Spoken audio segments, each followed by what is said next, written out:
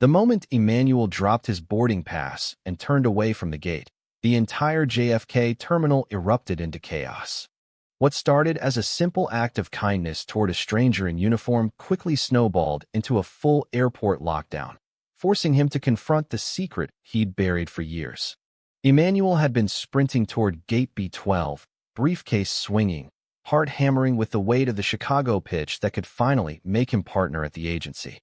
32 years old, tailored suit hugging his frame, he was the picture of polished success in New York City. But as he neared the line, his eyes locked on the man slumped against the pillar. The veteran wore a faded camouflage jacket, dog tags glinting under the harsh lights, his broad shoulders shaking as he pressed his palms to his temples. Security guards were closing in, radios crackling warnings about clearing the area. Passengers murmured and stepped back. Emmanuel knew that look all too well, the invisible war that no metal could fix. Without a second thought, he shoved past the crowd. "He's with me," he called out, voice steady despite the panic rising in his chest. He dropped to one knee beside the stranger, placing a firm hand on the man's shoulder. "Nathan? Breathe, man.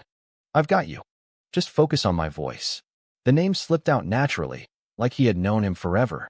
The veteran lifted his head, piercing blue eyes clouded with confusion and raw relief. "I don't know you," he rasped, voice thick with a soft Texas drawl. His breathing hitched but slowed under Emmanuel's touch. The guards hesitated, one barking into his radio. "Sir, we need identification and to move this along." Behind them, the boarding line stalled. A woman complained loudly about missing her connection. Then the alert sirens blared overhead, protocol kicking in because of the sudden crowd disruption and the veteran's backpack left on the floor. Terminal B locked down in minutes. Flights grounded. Announcements crackled. Due to security concerns, all departures are temporarily suspended. Chaos rippled outward as passengers groaned and news vans pulled up outside.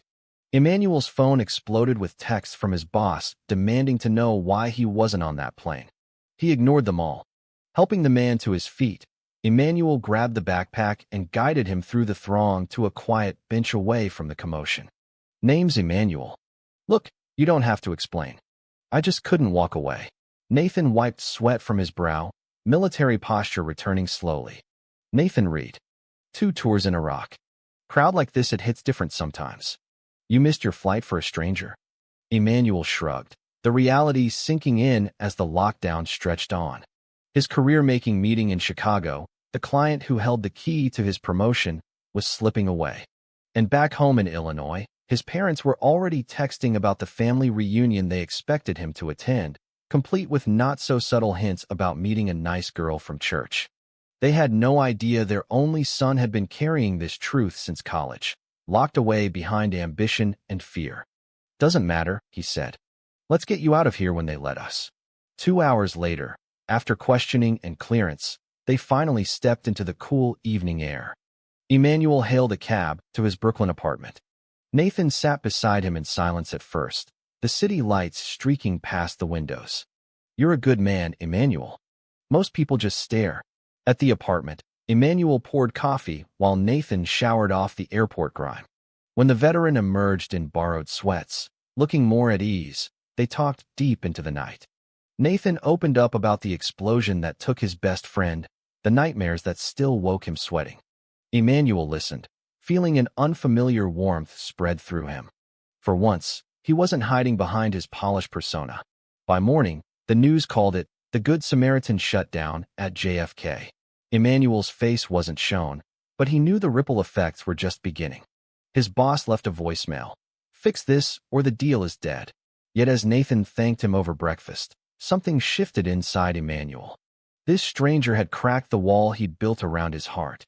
Little did he know, the decision that halted an airport would soon force him to face every hidden part of himself.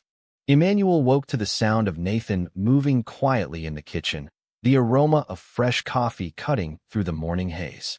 He sat up on the couch where he had insisted Nathan take the bed, rubbing the sleep from his eyes. The events of yesterday felt like a dream, but the missed flight notifications on his phone were real. His boss had already emailed. "Client rescheduled for next week, but you better have a damn good explanation." Emmanuel sighed, knowing the truth would never fly in that boardroom. He had always been the reliable one, the one who put work first and feelings last. Nathan appeared with 2 mugs, his muscular frame filling the doorway. Figured you could use this. Slept like a rock for the first time in months. Thanks again, man. They sat at the small table overlooking the Brooklyn streets, traffic humming below. Nathan talked more freely now, sharing stories of his return stateside, the VA appointments that never quite helped, the way crowds still triggered the old panic. Emmanuel found himself opening up too, careful not to reveal too much. He spoke of the pressure from his parents back in Illinois, traditional folks who still sent him dating profiles, and asked when he would settle down. They mean well, he said, but sometimes it feels like I'm living someone else's script. Nathan nodded, eyes understanding. I get that. Military family myself. Dad expected me to be the tough guy forever. Took me years to admit I needed help. The conversation flowed easily, laughter mixing with the heavier moments. Emmanuel felt seen in a way he hadn't in years. By afternoon, they ventured out for a walk in Prospect Park. Nathan's presence was steady, his quiet strength a contrast to the chaos of Emmanuel's life. They grabbed hot dogs from a vendor, talking about everything and nothing. For the first time, Emmanuel wondered what it would be like to share this kind of connection without the fear. But reality intruded when his best friend, Marcus, called. Marcus knew Emmanuel's secret, the only one who did. Dude, the news is blowing up. Airport hero? What the hell happened? Emmanuel stepped aside, explaining briefly. Marcus laughed. You always were the soft one under that suit. Just don't let it mess with the promotion. Hanging up, Emmanuel felt the familiar weight return. He couldn't let Nathan see the turmoil. That evening, they cooked pasta together, the apartment filled with easy banter. Nathan shared a photo of his old squad, voice catching on memories. Emmanuel reached out instinctively, squeezing his shoulder. The touch lingered a second too long. Nathan met his eyes, something unspoken passing between them. The next day brought more complications. Emmanuel's mother called, voice laced with disappointment. We heard about the airport mess on the news. Your father thinks you're avoiding the family reunion again. Bring a nice girl next time, okay? The words stung. Emmanuel lied smoothly, promising to make it up. Nathan noticed the tension. Family stuff? He asked gently. Emmanuel nodded, changing the subject.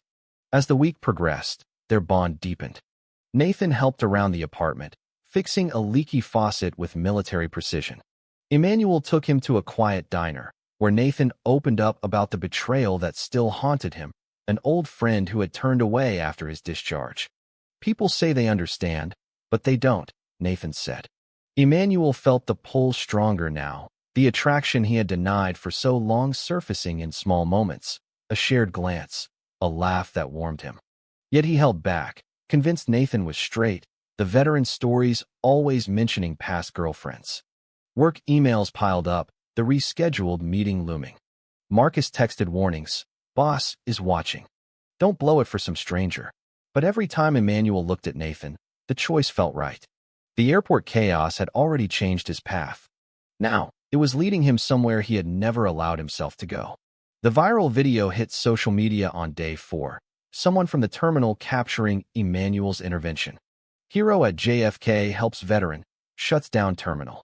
Comments flooded in, some praising, others questioning why a businessman would risk so much. Emmanuel scrolled through them at his desk, while Nathan napped on the couch. His boss called immediately. This is turning into a PR nightmare. Get on that plane to Chicago tomorrow, or pack your desk. The threat hung heavy. Emmanuel stared at the screen, heart racing. He had built his career on control, but control was slipping. Nathan woke, noticing the stress. That's you, isn't it? The video. He sat up, expression soft. You don't owe me anything more. I can find a shelter. Emmanuel shook his head. No. Stay? We'll figure it out. They spent the afternoon talking about Nathan's plans, applying for VA jobs, rebuilding. Emmanuel shared more about his own life, the loneliness of New York despite the success. As evening fell, they walked across the Brooklyn Bridge, city lights reflecting on the water.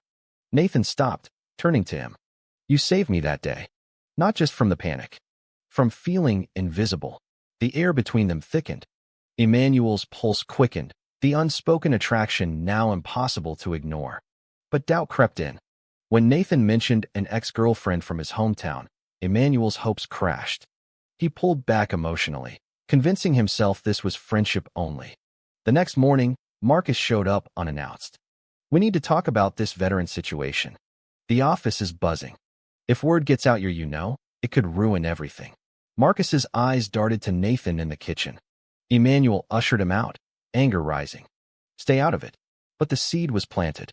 That night, a misunderstanding flared when Nathan overheard part of the call. "If I'm causing problems, I'll leave," he said quietly. Emmanuel reassured him, but the crack had formed. Work pressure mounted.